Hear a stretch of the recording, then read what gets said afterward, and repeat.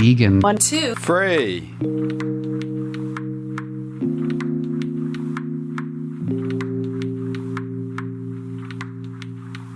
Welcome to the Vegan123 Show with me, Berty Justice, going out on Sound Art Radio in the local Totnes area, or soundart.org online. And also I have now created a Mixcloud, a YouTube, and so all these will be available to access in the future when anybody wants. And today's guest is Rob Masterson. Morning, Rob. Morning, Bertie. You okay? Yeah, I'm good. You? Yeah, good. Thanks for taking the time out today. No, that's fine. No problem at all. Pleasure to be here. So from my perspective, Rob is a friend, a vegan educator, and a vegan volunteer. And yeah, we met in VegFest, didn't we?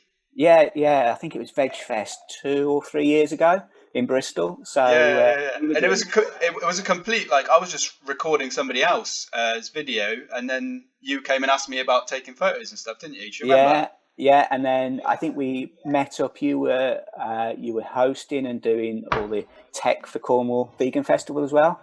A couple of years later. Oh yeah. So our paths keep on overlapping, don't they? Yeah, they do, don't they? Yeah. So no, it's great to be here today, Bertie. So yeah, no problem at all. Awesome. What I like to ask my guests is to kind of to have a little delve into their beginnings and where they all started. So could you talk to me about your vegan journey? Yeah, so vegan journey.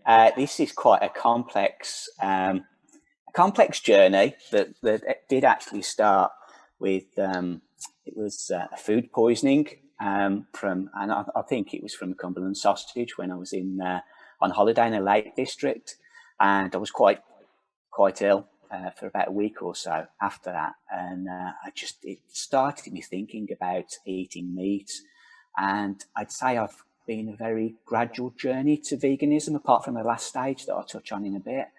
And it was so I started taking meat out of my diet and then just eating fish and veg, which then I slowly transitioned, and that's what I'd recommend to anybody that's looking to adopt a vegan diet and a vegan lifestyle. Is, for me, it was a very staged approach, and I think by that way you don't put too much pressure on yourself, and you don't put pressure on yourself to not succeed in it. So I was vegetarian then for quite a few years, and I thought, yeah, great, I'm doing the right thing here. And also that it started sparking off my thoughts about animal rights, and I thought, I'm a vegetarian, I'm not causing any harm to animals by doing that. And then at the start of 2013, in February, I went to a film screening from the local vegan group, a group called Exeter Friends for Animals, and they did a film screening at Exeter University, The Peaceable Kingdom. And it's quite an old film now, but it was around predominantly the dairy industry. So I went there as, how can I put it, a leather shoe wearing vegetarian, and thinking, I'm doing a great job here. I'm saving so many animals. Really on the right path of animal rights. And I saw this film, and it just it made me sad. It horrified me what went on in the dairy industry. Yeah. So that was it. That was an overnight decision to go vegan, and that was approaching 8 years ago now. So that was it, literally overnight. And I thought, to myself, well, I live in Exeter and in the West Country, and it is a big farming community down here. I travel all around the country for business. Let's give it a shot. And a week turned into a month, turned into a year, and it's turned into 8 years of being vegan. So yeah, that was my journey. And I think that the one trigger point, I think for me, was definitely the film. And I think you don't become more vegan, but you become more conscious of your choices. So you start eating vegan, but then when you're mixing and socialising with other vegans, you start drinking vegan because of the questions and the conversations that having. We were in a pub in Exeter, and somebody said, "Is that a vegan real ale or is that vegan lager?" And I said, "I'd never thought about that." So But It's again, what I learning, say, isn't it? It's a yes, gradual it is. learning process. You kind of, Yeah, there's things like white sugar that have got, bone charring and stuff like that. And so yeah. it's you. It's not to take anything away from anyone's journey because it's part of the process. Yes, yeah, that's right. And it is very much a learning process, and all the groups and activism I'm involved in, really, for me, I think as you introduced me as a vegan educator, I like to think of myself as helping people. Yeah. And I think there's a certain approach. If you help people to achieve something, they're far more likely to achieve it than telling. I'd never tell anybody to go vegan. What my saying is, try vegan. Yeah, yeah, And that's that great. puts a whole different emphasis on the person actually wanting to do it and actually wanting to achieve it as well. So yeah, There's something really good about your psychology because some people's personalities, if you tell them, you should do this, they have an inbuilt, they want to fight it, even if they don't know why or well. There's yeah, an inbuilt like I don't want to give up to authority. Why should I? But you're sort of taking it from a different angle. You're introducing it to people instead of like saying you must. yeah. And I think with my social media and my interactions with friends and family as well, it is very much supportive, and I try to share supportive things. All the products that are coming out in the supermarkets, there's so many now, and Oh my God, yeah. it's just amazing. And I try and share that, and then I can see on my Instagram stories, it's predominantly my non-vegan friends and family that are viewing these stories. So hopefully it's inspiring them to, try vegan foods. Interesting anecdote the other day, my best friend, his girlfriend, she basically bought everything in the Aldi vegan aisle, and he was telling me, and he's quite a staunch meat eater. He's my Yeah. best friend, but he said there's so much vegan stuff, in Aldi. It's amazing, Rob. And when those conversations are coming, you think, yeah, I am doing something well here to help and influence people on their journey. Yeah. So yeah, that's a bit of an introduction about me, how I went vegan, and how I try to encourage people to become vegan now. And it links nicely to, so you said about Aldi having loads, and at the moment, every supermarket is jumping on Oh Veganuary. yeah, yeah. And so it's so accessible. You go into every supermarket, there's going to be vegan products now. But for you personally, what are your sort of go-to meals, your sort of common ones that you use and eat a lot? Go-to vegan foods for me. Before COVID, I used to travel quite a lot for business, so I went into Wagamama's. That was my sort of favourite go-to restaurant of the chain restaurants. I'd always try to support vegetarian and vegan restaurants if I'm in a big city where I know there's a good one there. But if it's very quick in and out food that I need to and grab and go food, I go to Wagamama's. Also like Marks and Spencer's as well. Their Yeah. no tuna and sweet corn sandwich is that's the best ever vegan sandwich, I think. Never heard of that. So yeah, Marks and M&S food, there's a no tuna and sweet corn sandwich, and I probably can't remember what tuna tastes like, but that's as close to tuna as I remember it. Yeah. That's my favourite. And then also, and I think actually after finish this call, I've got a vegan bacon sandwich, and it's from a local How on Earth deli, and they delivered Oh wow. yesterday. Nice. And their vegan bacon again is excellent. So I know a bit of a shameless plug for a local business there, but No, no. I'd like to support. I encourage all of them. So they're in Exeter, aren't they? Yeah, they are. Yeah, Yeah, they've just yeah, opened up bricks and mortar shop. I mean, they did it. I think just in the first few weeks of the pandemic. I think they've done really well. They're doing deliveries now, so they delivered yesterday nice. some. And then another go-to food. I don't know if you've seen it on social media, but there's a new mail delivery of vegan fried chicken. Is it VFC? VFC, yeah. So What's that taste like? yeah, it was really good, really good. So I ordered the bucket. It's all freezable.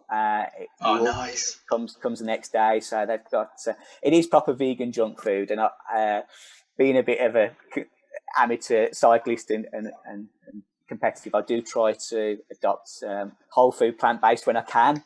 But sometimes I think you need these vegan treats. So but I can recommend the VFC. It is good. They're on social media. I think they've got a massive social media following, literally in less than a month. So I think just before Christmas or between Christmas and New Year. So, it's just a really, really positive project. So for anybody who's listening, go check out VFC, and also go check out what was the name of the place in Exeter? That's How on Earth Deli. So they're quite active on social media now. So for people in Exeter, good local deli there, 100% plant based. So amazing. You're making me hungry talking about it. All right, we've got a little bit more about food for a bit, and then we'll talk about more.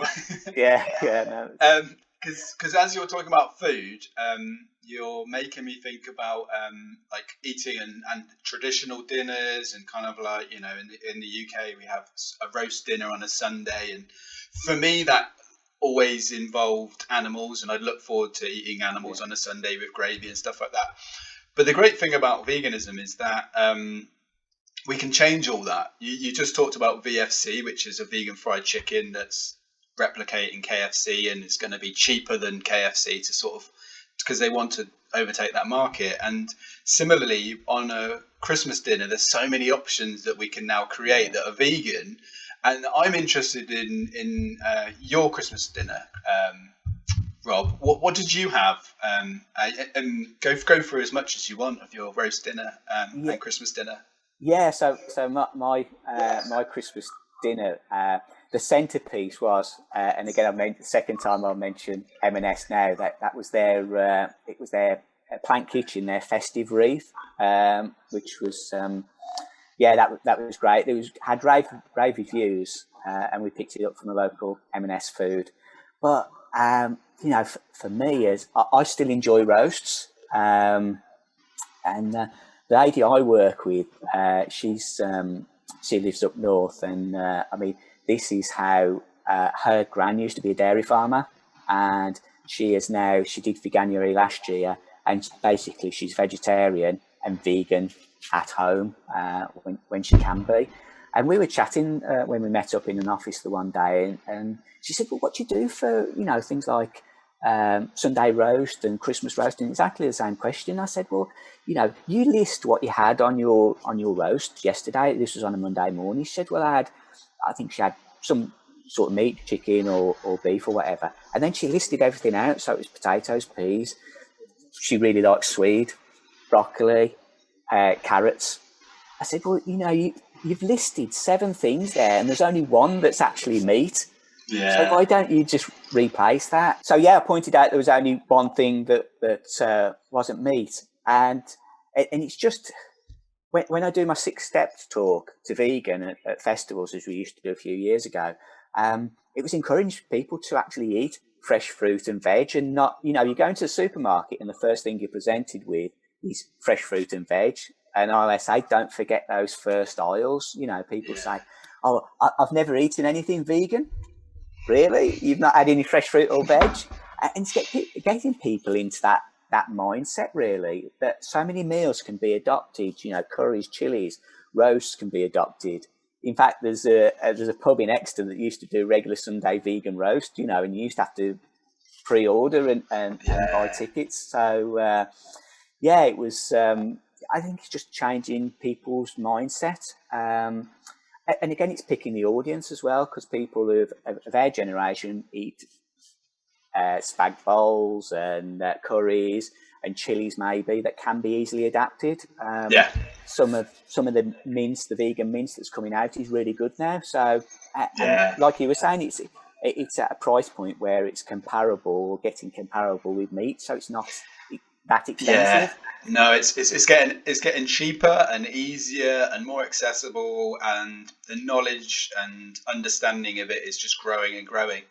Yeah, I am so hungry now. I've had my porridge already. Well, shall we play that track, that iconic track by Maccabee? Yeah, of course we can. Yeah, One May Eat. One May Eat. Yeah, that's it. Yeah. One May Eat. So earlier on, Rob, you said that there was the screening of Peaceable Kingdom, and that was by Exeter Friends for Animals. Yep, yeah, that was it. Yeah, at Exeter University. Yeah, and they're also known as EFA, aren't they? Yeah, that's The it. That group, yeah. yeah, that's the acronym. Can I just I'll just Oh, nice, lovely. Yeah, perfect timing. just thought I'd rep my local animal rights and vegan group. So yeah, it's known as EFA. We're very much involved with promoting veganism in the Exeter and surrounding community. In the past, we've done street stalls, quite a few of those. Obviously, with the pandemic and everything, we've sort of had to change our approach. I would say we haven't been as active this year, but for obvious reasons. So used to do street stalls. We've got our own website. We've got an online vegan guide. We used to do socials. We used to support the local festivals as well, like Respect. We used to have a stall there, and also Pride as well. We've done a few VR. Yes, and the VR as well, and you've helped out with that, haven't you? With others there, and that was we were quite fortunate there. Animal Equality actually gave us the VR headsets, and I know you've had some good and interesting conversations with people there, and hopefully changing hearts and minds, haven't you? And then back, I think it was in 2017, and this tied in with Animal Aid's 40th anniversary. We did a big event at Exeter Castle called Compassion at the Castle. Yeah, I was there actually. Yeah. I remember you were there, and we had 2 halls of stores of vegan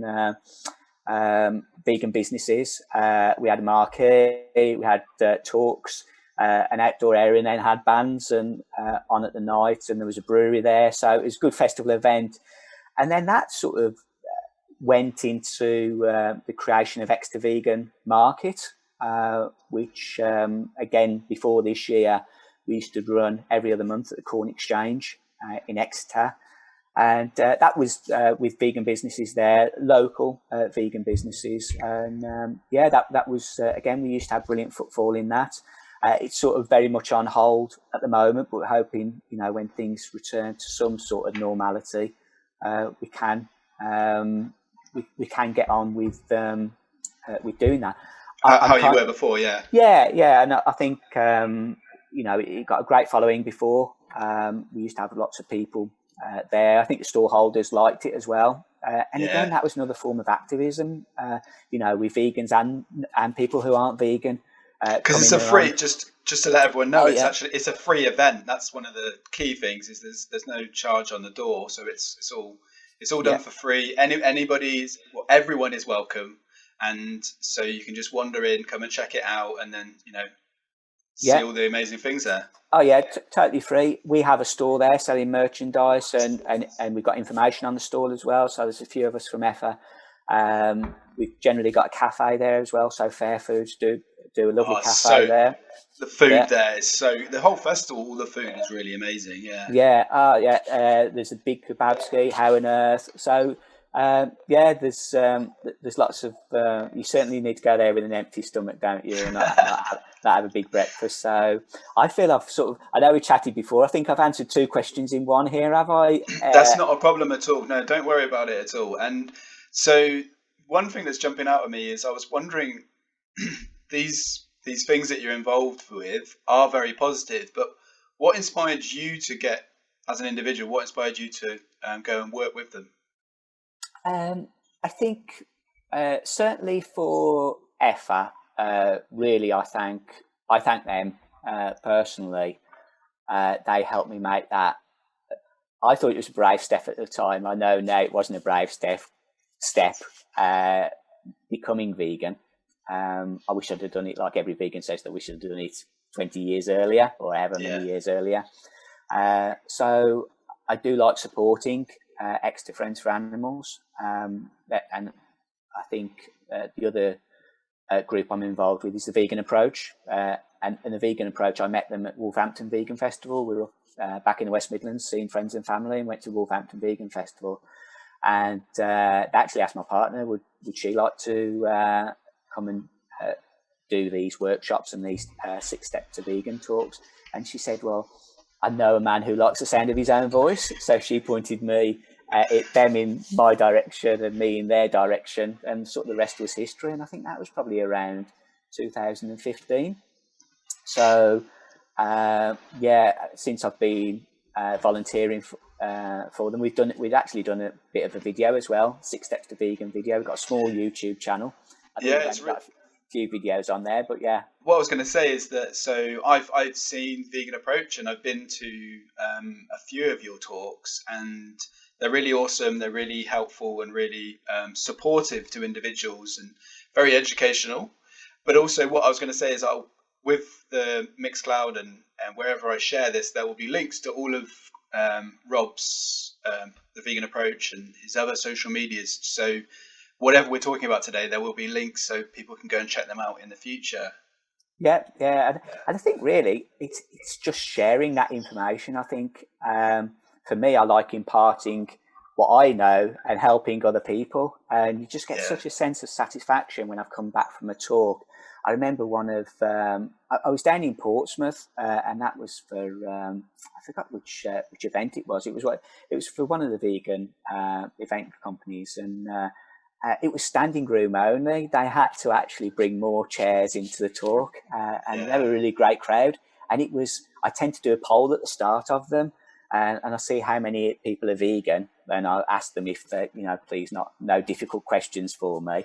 Ask how many are vegetarian, and then you can sort of gauge the crowd and actually the audience's interest there, because those are the people really I want along to the talks, the vegetarians, and also, and again, it's a terrible joke, but the pregans.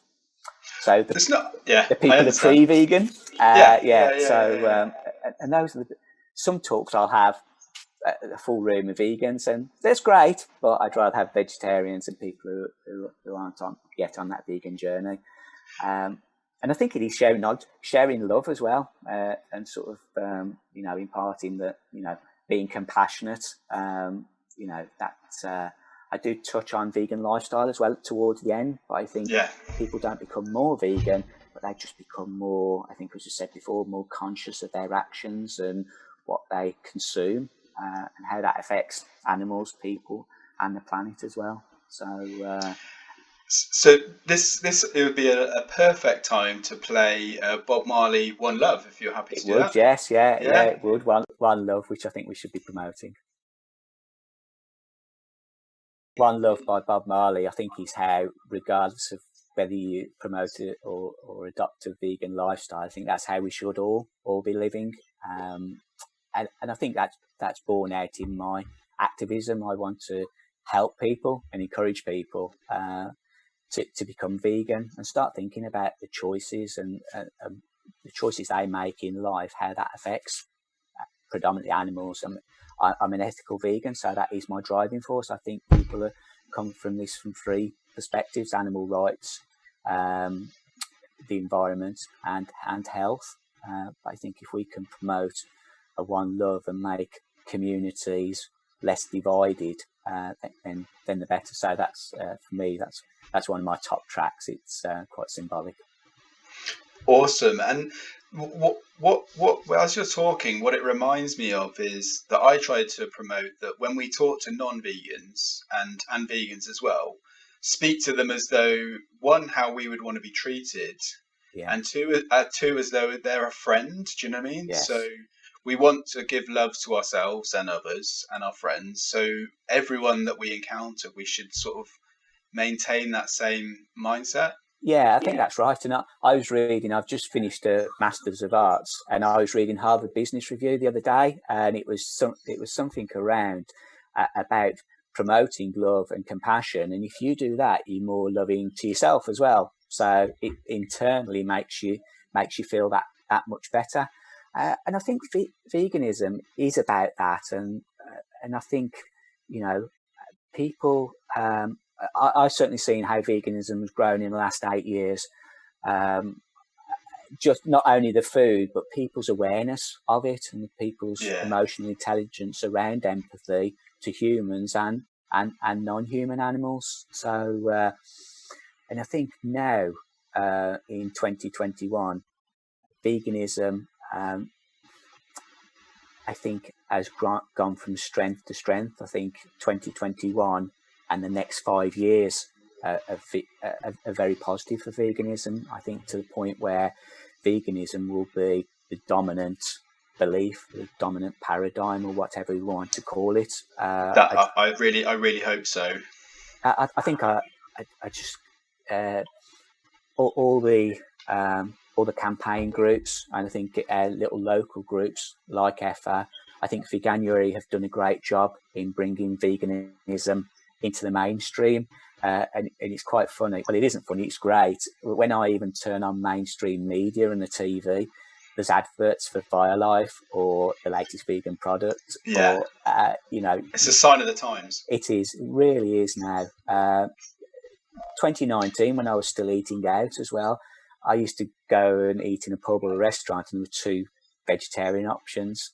And that was it, or 1 vegetarian option. Now there's lots of vegetarian options or 1 or 2 vegan options. And I just think that is just such a step change to the way that people, businesses are thinking. I think businesses, always say businesses want to do 2 things: stay out of trouble and make money.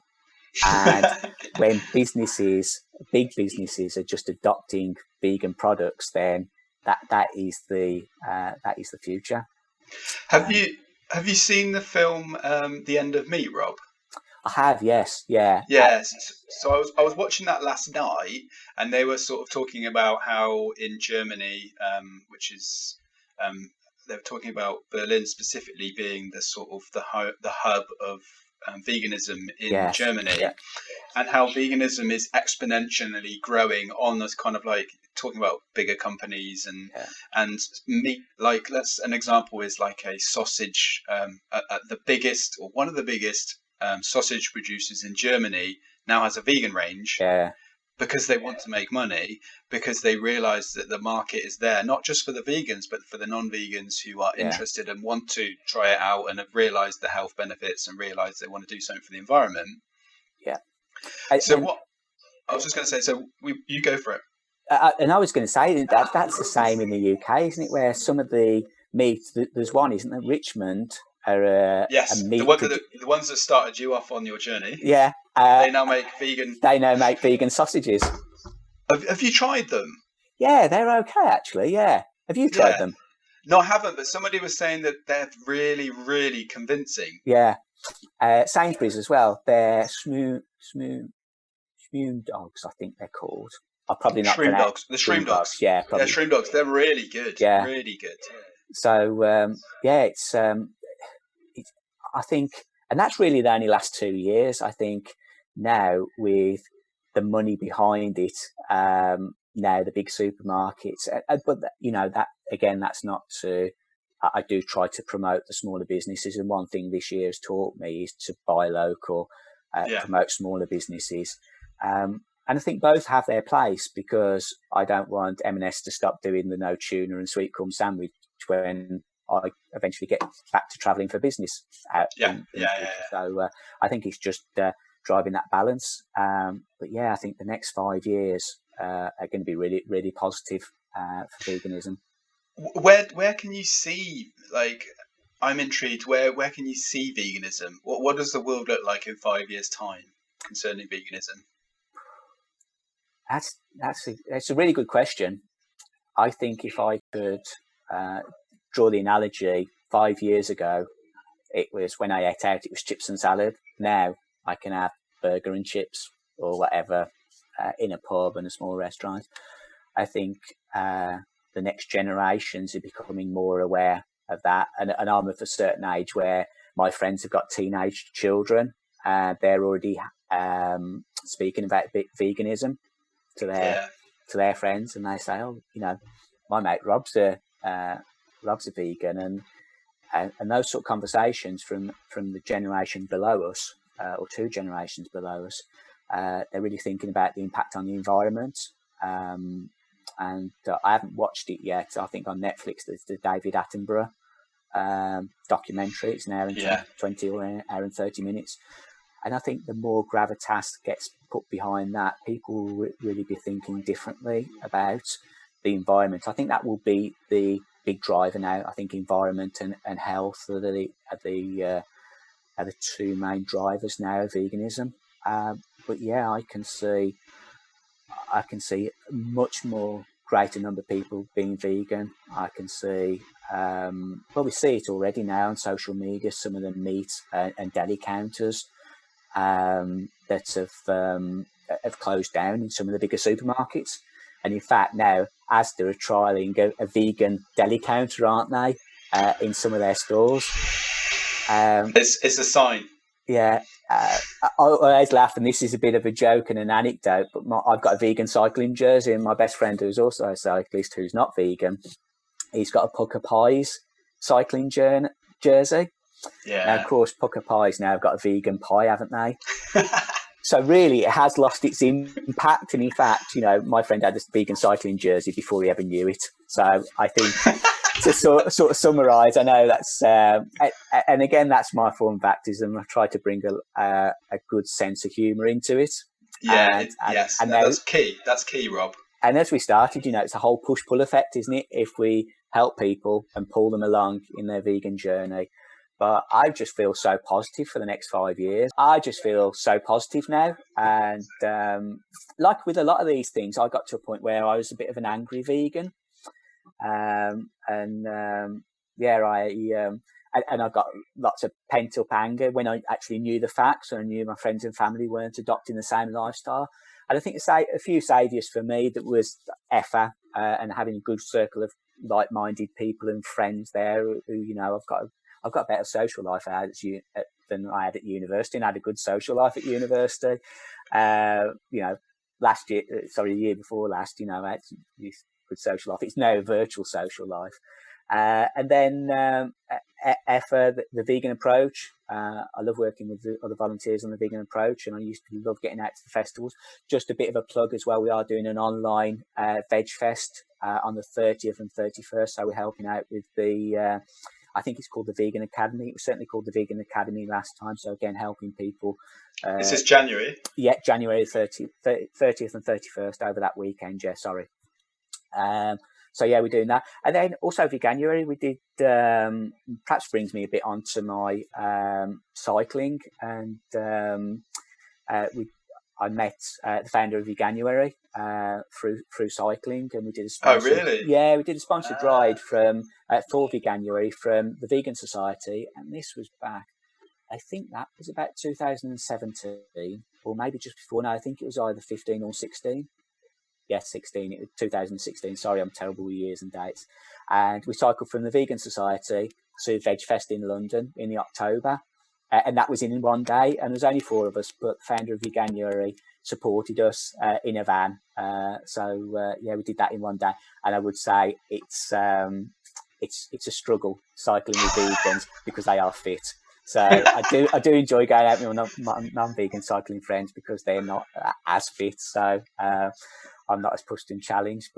And again, for me, that's a good activism as well, that if you can demonstrate to people that you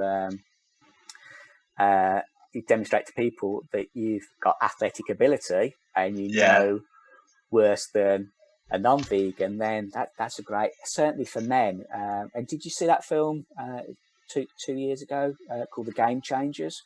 I love that film. Absolutely love it. I share it with everyone, and it's a must watch for every human being. I've got like a whole list of documentaries that I think everybody should watch, but Game Changers is very ideal. Yeah. It's not too graphic. It's very educational, and it tells it how it is. You've got you've got world record breaking athletes. And and I think when I went to see it in the cinema when it was launched, and I was up in Birmingham on business, and my vegan friend, we went along, and he said, and he's vegan really for the health and fitness. He does lots of triathlons and Ironmans, and he said that was really good, Rob. And so he's vegan, but I'd say he's more plant-based. And he said that was good because he said sometimes, and we had a great conversation around it, I think some people maybe get switched off by the animal rights thing, and he said I didn't see anything really about animal rights in that. It was all about the health and the fitness, and I think it'd be a catalyst for a lot of certainly men of my age, because I don't think we get the animal rights thing. I don't think men generally get the animal rights thing as much as perhaps women do. So I think brilliant catalyst for men and also for women, but I think maybe a bit more so for men.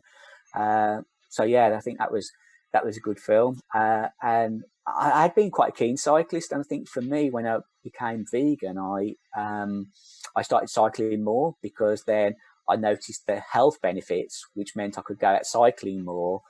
And now more recently, because we've all gone virtual, I've got into this virtual cycling on a platform called Zwift. And again, we've got a great community now. So people have looked me up who are there's actually a Team Vegan Zwift group now with about 100 or so members. And they do regular rides. It's all on a smart turbo trainer just set up behind me here.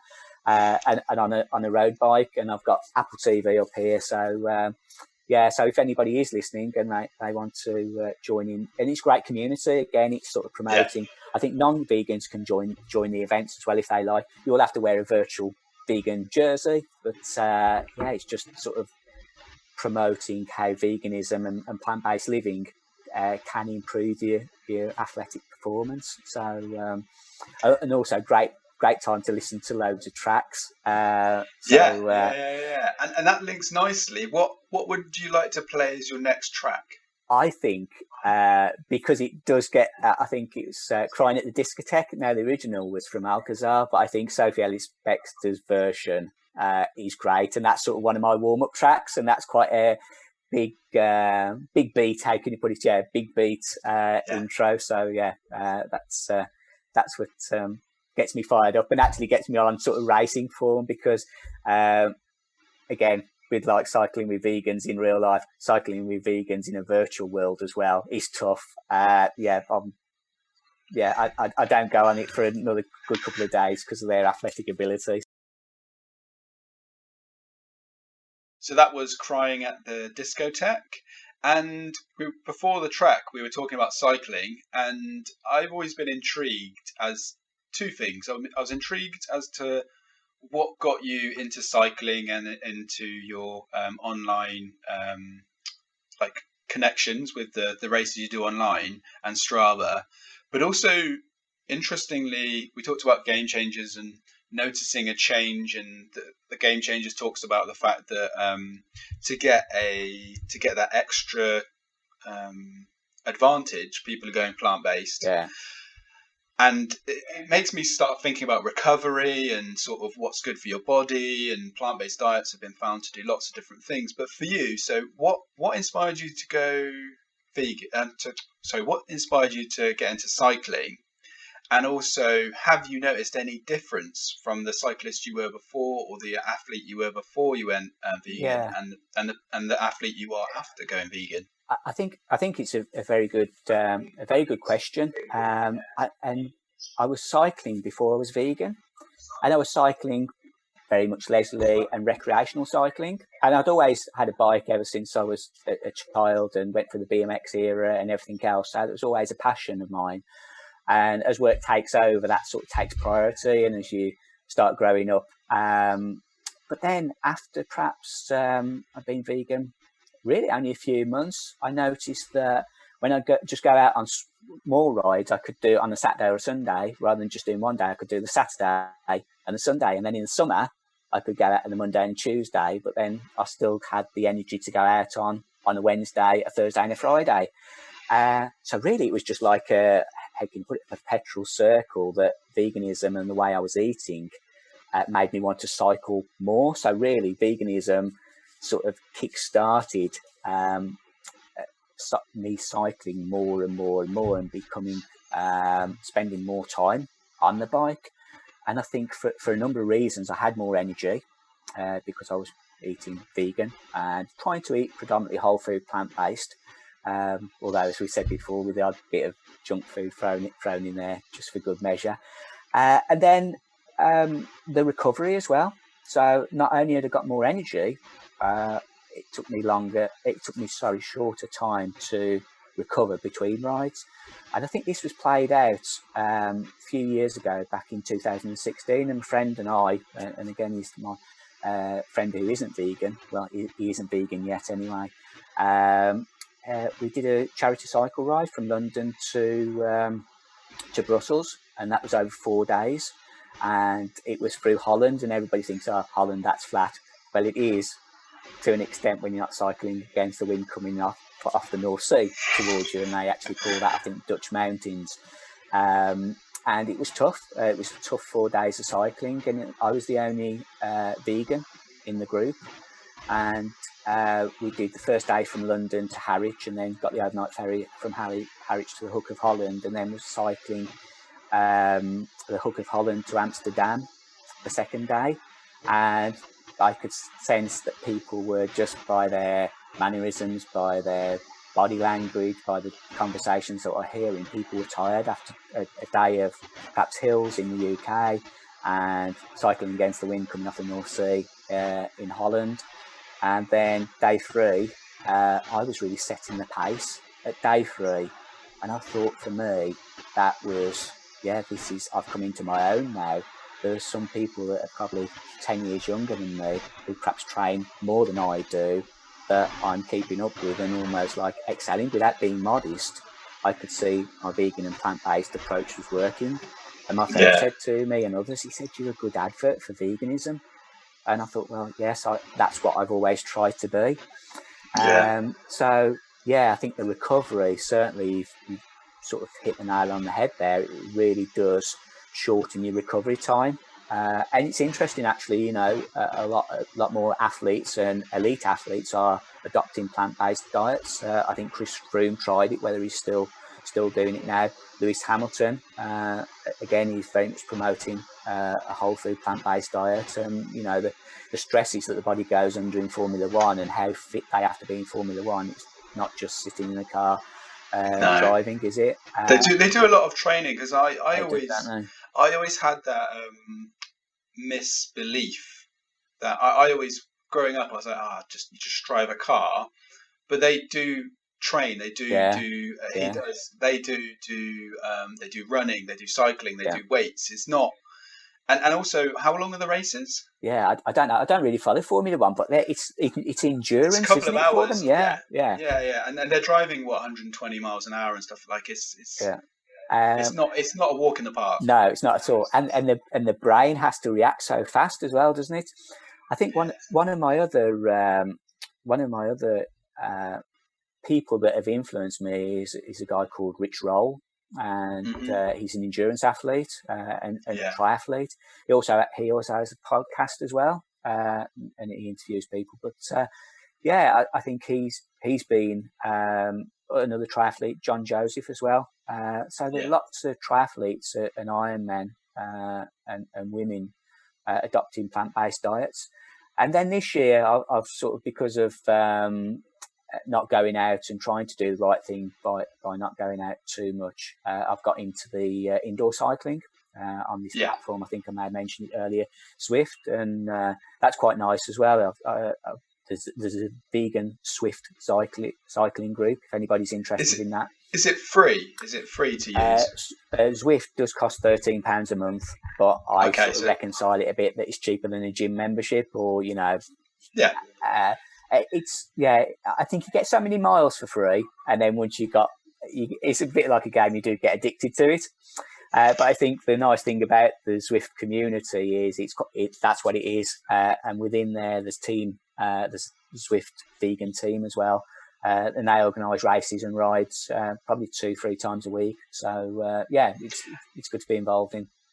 Are you on Strava as well, Rob? Yes, so I'm on Strava as well. You've been on there for a few years? Yeah, I have, quite a few years. And again, that's a great way of sharing your activism as well. So, do you want? Sorry, just because I know what Strava is and you do, but could you just, for the listeners, just explain what Strava is? Yeah, so Strava is really it's an online platform where you share cycling and running. So, it basically plots with the cycle computer, it plots your ride and gives you various statistics. And again, for me, I've probably only got 100 or so people following me on Strava, so very, very small following. But a lot of those people aren't vegetarian or vegan. And when I'm posting stats of yesterday, we did a team vegan ride, and it was 30k, and a lot of us did it, and I've got a few fellow online friends that did it with me. And we're posting a time under an hour, so that's averaging just under 20 miles an hour on a push bike in a virtual world. And when people are looking at those sorts of statistics, they think, wow, Rob's vegan, he works full time, but yet he's still being able to average 20 miles an hour. And I think somebody said it to me, and I think it was one of the guys at VegFest, one of the vegan PTs, said, just excel as best as you can. And it's not about being modest or elitist, it's just showing people what you can actually achieve to help encourage them to adopt that lifestyle. So leading by example. It is, yeah. And I think fitness and health can be such a motivator for people, and people can aspire to that. Again, my friend who's not a vegan, his spin instructor is vegan, and he goes up to me and says, "Oh, okay, how can I get more watts? How can I do this?" And his spin instructor says, "Are you plant-based? Are you vegan?" And he says, "No." He said, "Well, really, there's your answer." So it's almost now my friend is getting two voices in stereo, both telling him for improved performance, improved recovery, he needs to adopt plant-based or vegan diet. So is his instructor vegan, or is he just? He is as well. He is vegan. I'm not too sure if he's ethical vegan, but it's he's getting that message to reduce his animal consumption. Well, that links nicely, because you were saying about there's TV adverts everywhere now that have got plant-based foods, supermarkets, local food eateries. It's everywhere. I like to use the term a nudge. People need a nudge. Yeah. Some people, I like 10, 15 years ago, I needed like 5 nudges. Yeah. Do you know what I mean? And that's the great thing about veganism at the moment, is that it is everywhere, and there's lots of positive things within it, lots of positive films, lots of positive tasty food, lots of positive options. Veganuary, I love Veganuary. They've just been, how long? It's 5 years they've been going for. I think that was it 13 or 14 they started. And they're similar to when we should have gone vegan. They should have started 20 years ago. But amazing people that run it, and great results. I mean, over 500,000 people this time. Sorry, I interrupted you then as well. Yeah, that's no, it's all good. It's all good. But I mean, Veganuary, just everybody should. I do actually talk about Veganuary on the show a lot, and their veganuary.com does it all. It does, doesn't it? And I think the thing they say is they don't shut up shop on the 31st of January. They're still there for help and support and guidance, and and I try to promote them as much as I can. I know the team there, a few of the team quite well, so whatever I can do to help and support them and get them people signed up and trying it. They did an interesting campaign this year about workplace sponsors as well. And I think perhaps this year was it'll probably be awkward for workplaces, being as workplaces are all remote now. But certainly next year, if they promote a similar campaign in the workplace, I think they did get a few of the big industries as well, some big organisations taking part. Sorry, what do you mean by sponsorship? So the company supporting and backing and doing a bit of I don't think it's in terms of a monetary sponsorship, but a firm. I think push a bit, a bit of a campaign in house, and a lot of these big firms. I think it was one of the big accountancy firms were promoting people trying vegan for Veganuary, which I think leads quite nicely into and links with their health and well-being programs that they're adopting.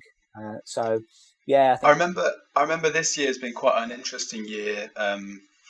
Did you hear about Oxford University banned red meat on campus? Yes, I did. Yes, I think that's that's just that's unprecedented. That's never been heard before, and it's just another sign of the times. Yeah, I think it is, and I think really the approach that I've tried to take is be friendly, be helpful through your social media, through your interactions with people who aren't vegan.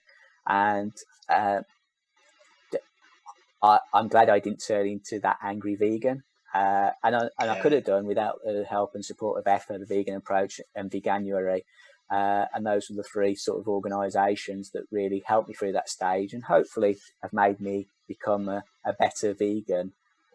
Because I don't think we'd have been here and at this point in our vegan history without people being compassionate, people being loving, and people being helpful. So yeah, I think it's very positive where we are now in 2021. With passion, Rob, and with frustration, you're allowed to, as vegans, we're allowed to be angry, and it's justified to be angry. But we have all this energy, we have all this frustration, this anger, this need to do stuff, but we need to direct it. Yeah. We need to direct it into something that's useful and helpful. And I may be putting words into your mouth, but from my perspective, maybe cycling has been one sort of avenue. You know, if you can release that energy through cycling. Yeah. In my case, I do running and walking and surfing, and I do meditation. Yeah.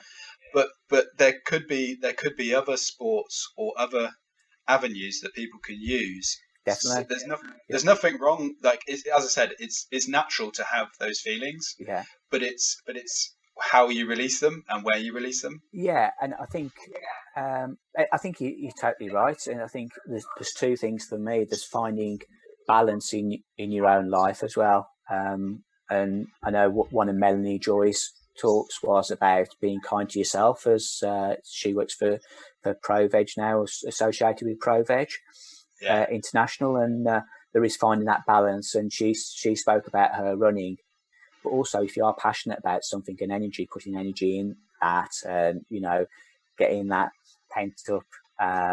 those pent up emotions and putting it into something very positive. But I think as an activist, I try to make time for myself outside of veganism, cycling and relaxing. That probably takes us to my other chill out track, which is Cafe Del Mar, which again I love listening to. That helps me unwind and chill out and wind down. So. But yeah, it is important. Put that one on. Yeah. So that was Cafe Del Mar with Energy 52. And we're coming to the end of the show, but I've got a couple more questions for Rob. And so when we first met, it was a random coincidence in the middle of Veg Fest. You just finished your cycle ride. Yeah. Where was Cycle 2, and what was the charity that you were raising money for? So I think it was Veg Fest Bristol. And it was back in 2017, and we'd just done a circular ride round Bristol. I say circular ride again. I was cycling with vegans, so it was tough.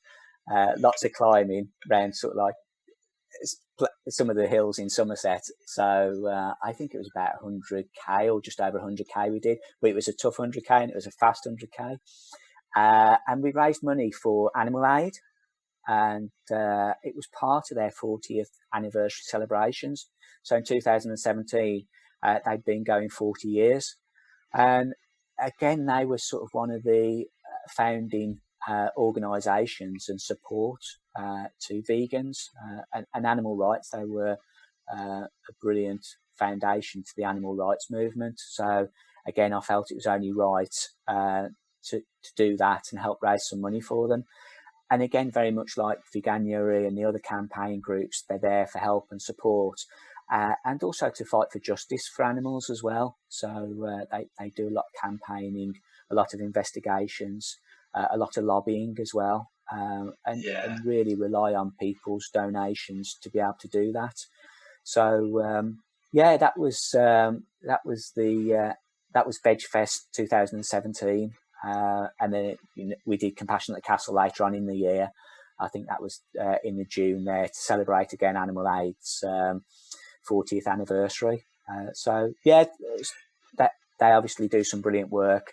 I think they do a vegan pledge as well, and you can sign up to that any time of the year. It's not sort of just confined within the constraints of January. So that was, and I think we were 5 of us did that, and again, getting a good sense of community, demonstrated to all my all my non-vegan cycling friends that vegans can cycle 100k quite quickly over quite challenging terrain and still be quite fresh at the end of it. So that was and again another good bit of activism there. Were you all with your vegan shirts as well, cycling around? We had a mixture. I was a bit disorganised. We really should have got Animal Aid jerseys printed and that. I think if we did another one, we'd definitely do it. But generally we do wear.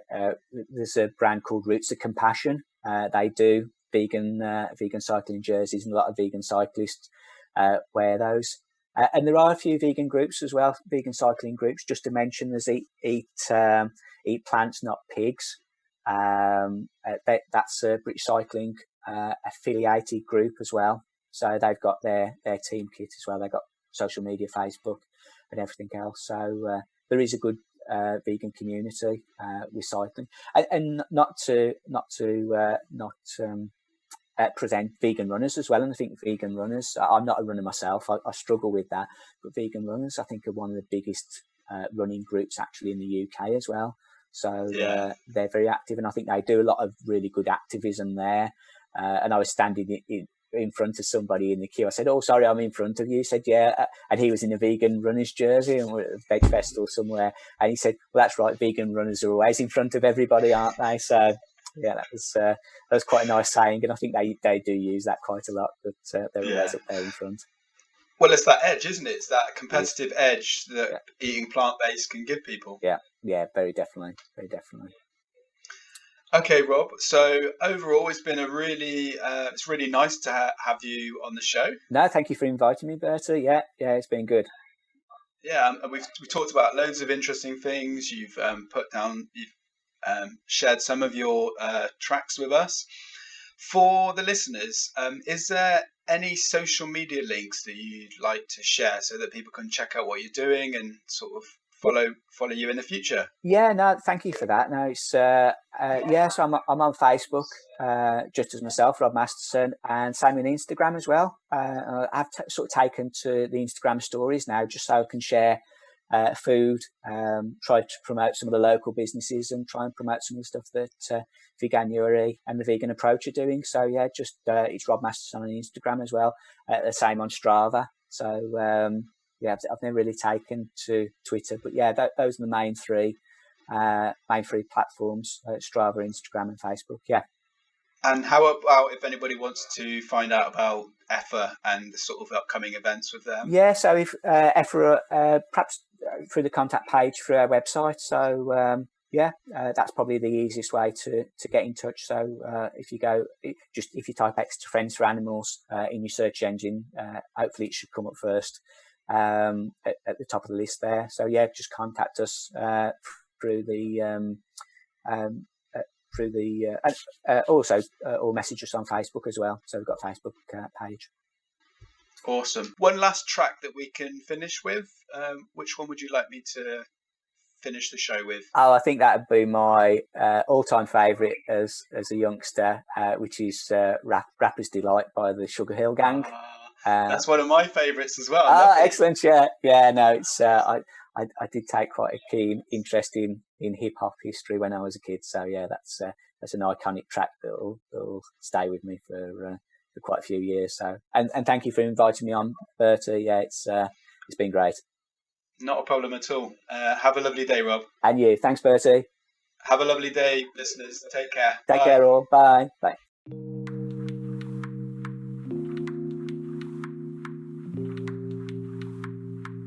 Vegan123